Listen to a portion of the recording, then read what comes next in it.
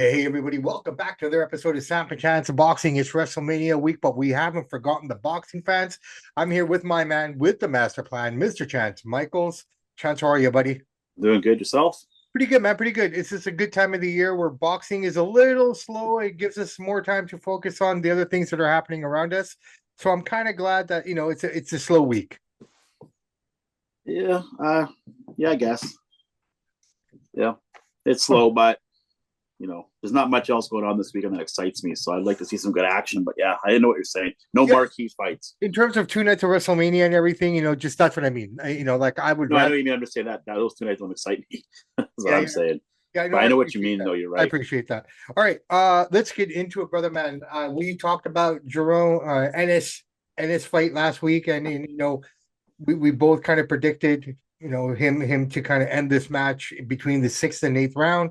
You picked the eighth. I think I picked the eighth or the ninth. No, So I picked the sixth, that's what I said. You picked the sixth. I picked the seventh or eighth, I believe, or something like which that. actually was 10-1 for me when I made that bet. So I'm glad I said it because I put my money where my mouth is. $10 is paid out nicely. So I said, "Will the real Boots please stand up?" Now, did he stand up? Tell us about it. Well, that's I think he did, but Ennis showcased his superior athleticism, his speed, his technical skill. He dominated with a sharp jab, crisp 3-punch combinations, versatile attack. He was switching stances so seamlessly. He's so light on his feet. His body shots and uppercuts were particularly effective, gradually breaking down Stanionis. By the fifth round, Yeah. Stanionis showed his visible damage, including a bloodied nose, swelling under his right, just beating the crap. Ennis capitalized on the sixth, landing a devastating left uppercut and body shot that dropped Stanionis. Although Stanionis survived the round, his corner threw in the corner to No. stop the fight before the seventh, resulting in a TKO for the one and only Jerome Boots Ennis. This means marquee fights for him. He looked good. How good was the opponent? That's hard to say, but he did what he was supposed to do. Well, I think a lot of We did what people. everybody asked him to do, basically. Well, I think a lot of people went into this fight thinking Santonius was going to be a bit more of a challenge than he actually turned out to be. Mm-hmm. Is it a chalk up to this? And this is the levels ahead of this guy, or did he just come off on a bad night? I don't know. I like to think it's levels. I don't think Santonius has fought anyone of that caliber before either, right? Even No, he hasn't. in capturing the title or not. So, yeah, on to Brian Norman. What do you think? Hope it happens, man. I just want to see him fight some more upper echelon talent. He's an amazing fighter when he's on. He's so good on his feet. Everything I just said about him. So hopefully he gets some more marquee fights and we can showcase him because he is a very, very amazing talent. He's all Awesome. around everything you want. So let's see So how he stacks up against tougher competition. we do got one fight that I'm really actually excited for this weekend, and thankfully it's in the UK, so it'll be during the daytime, so I can catch that before the other festivities start. And we're talking about Whittaker versus Cameron. For those that don't remember, these are the guys that fought in Saudi, and Cameron and he fell over the top rope, Mm-hmm. and I believe it was Cameron or no Whittaker, sorry, who ended up hurting his ankle, and they had to stop the fight, and it was a majority draw because of the fourth round. They had enough there to work with, and so these guys are running it back here. But in the lead up to this fight, before we get to the technical aspect of it, I find the jawing between the two promoters, Boxer and Queensberry here. Whittaker signed for a 12-round fight, Mm-hmm. Yeah, a lot but of controversy here. but the other guy, Cameron, his contract was for a 10-round fight. I don't know how that happens, man. Who's writing these contracts? This How is does that Boxer. happen? They're putting it on Boxer here because it's a Boxer card, right? Mm-hmm. So I mean, all the contracts, everything would have come from Boxer to both sides. Yeah, Uh, but that shouldn't be happening out of this level. This is something that happens at our level when we're doing a little, small 800 people show. This doesn't happen at this level. Not at the top of the this top. is a That's bad. stadium show. I They're know. playing they're fighting at the Birmingham Stadium, like where the football pitch is, the Yeah. soccer field is. So that kind of mars what to expect here. Cameron at age 34, 23, 6-1, 10 KOs up against Whittaker, 27 years old, 8-0-1, with that one draw with both guys suffered here. How do you see this playing out this time, man? Well, I won't get into too much detail. That's all on X, but I'll give you a little quick breakdown. I got some key factors here. Key Yeah. factors for Whittaker. He's got to stay composed and avoid brawling with Cameron. He doesn't want to do a brawl with Cameron. That could be an early night for him. Sure. What does Cameron need to do? He needs to disrupt Whittaker's rhythm and test him. Test his chin. What is the X factor for both fighters? As you mentioned earlier, Whittaker's ankle recovery. And does Cameron have the stamina that can decide the fight? Those are my key factors here. Yeah. Now, in saying that, on the show I was just on, we did the prediction show. I have Whittaker winning this by decision. I don't think either man's going to get knocked out. There's some bad blood here.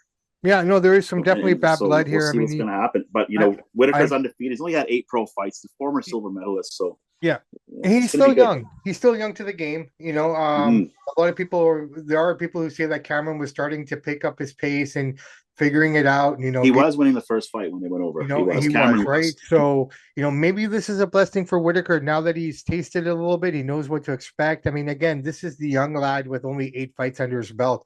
Yeah. There's a huge disparity. I don't care what anybody says. You can have 300 amateur fights, but your first professional fight is completely different from any of those fights that you've ever had before, right? Yeah. So, this is a good experience for him. Let's see how he rebounds.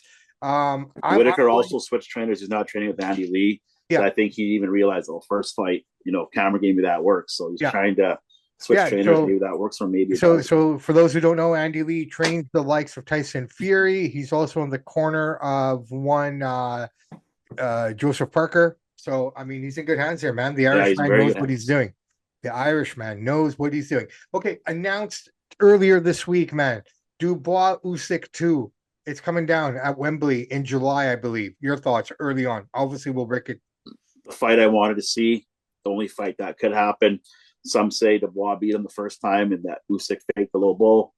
50-50 on that one. Either way, that's the best heavyweight fight to make. I want to see it. I give the edge to Usyk, but hey, Dubois hits heavy, so I love it. Great fight. Excited for it. Yeah, I'm excited for it too. But I mean, his experience as Dubois has come out after that fight, and all the things that he's gained and learned and be able to use for himself. I feel that Usyk has just gotten that much better too. Yes. I mean, considering who he fought as well. I mean, handling Tyson Fury with ease 2 times in a row. It wasn't a fluke, right? So, I mean, the man's a master of the basics. I've said that on the show before. I mean, he mastered the basics and he wins with the basics. So I'm looking forward to that fight. But then again, Me what? Too. But how much did Tyson take out of him? This is what we'll find out. This is the thing. When you fight with that kind of guy, you're losing something. I don't care if you've won both fights in a row. Yeah. You've lost something, and this will be the opportunity to see what he lost and how much it's going to affect him. So looking forward to that. Great fight, great booking. Abdul Mason, we're talking about Top Rank and how great their prospects are. We lost one in Abdul Mason. He signed with Turkey. Your thoughts? Yeah. Can't keep everybody. Great prospect, great fighter. I'm a big fan of the guy. But you can't keep everybody, right? Sometimes, people just want to go elsewhere. He probably got offered more money the way he went. So here's the question I have. I know we're short on time here. We got to get out of here, get out of the door. But very quickly, I don't know what the right answer is yet, but I've been kind of playing with this on my mind. All the guys that Turkey is signing right now to the Ring promotion and all this kind of stuff, will these guys all end up being a part of the TKO promotion? I think so.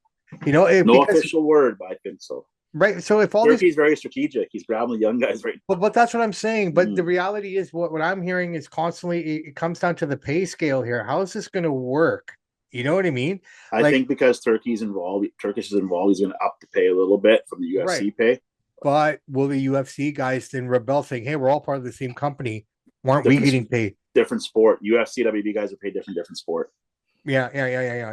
All right, brother man. Very quickly, anything that happened in the world of boxing history or Canadian history this week? Nothing much for Canadian history. Russ Amber book is coming out for Canadian history. That's going to be a good book. Sweet. Coming out in, believe September. So look for that. We hit the anniversary for Hagler and Hearns, right? Yep. 40 years ago in 1985, Caesar's Palace. The greatest first round of all time. Yeah. Hagler versus Hearns 40 years ago on April 15th. So yesterday. There you go. Go check it out. Everybody's seen whoever boxing has always it's amazing. First round. That's a phenomenal fight. 2 guys going at it. There we go. All right. So very quickly, also we do have the other Fedora defending her undisputed title this weekend as well. So make sure to check that out on PBC. Good Guys, fight, yeah, undisputed fight. it's going to be a good fight, undisputed. We have Liam Cameron, we have Cameron and Whittaker coming up here this weekend as well. That should be a good Pandora's fight going as to win well. that fight too. Pardon? Pandora's going to win that fight. Yeah, I think Fedora is going to win that fight as well. Other than that, guys and gals, it's a quiet weekend in the world of boxing. A lot of stuff happening around the world. Don't get me wrong, there are fights every day, every weekend. It's just choose to find what you want to watch, right?